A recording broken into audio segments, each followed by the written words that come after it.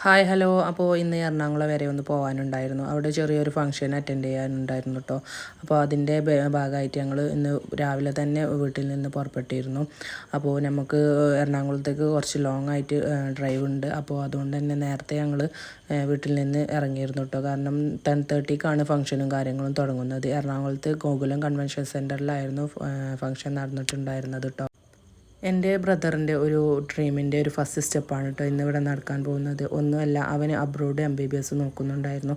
അവന് ഡോക്ടർ ആവണം, ആ ഒരു ഫീൽഡിൽ അച്ചീവ്മെൻറ്റ് നേടണം എന്നുള്ളത് അവൻ്റെ വലിയൊരു ആഗ്രഹമായിരുന്നു കേട്ടോ. അപ്പോൾ അതിൻ്റെ ഫസ്റ്റ് സ്റ്റെപ്പാണ് കേട്ടോ ഇന്ന് നടക്കാൻ പോകുന്നത്. അവൻ്റെ കൂട്ടു സെർമണിയാണ്. അപ്പോൾ അത് കൂടാനാണ് ഞങ്ങൾ ഇന്ന് ഇവിടെ എത്തിയിട്ടുണ്ടായിരുന്നത് കേട്ടോ. ഒരുപാട് സ്റ്റുഡൻസും അവരുടെ ഡ്രീമുമാണ് കേട്ടോ ഇന്നിവിടെ നടന്നിട്ടുണ്ടായിരുന്നത്.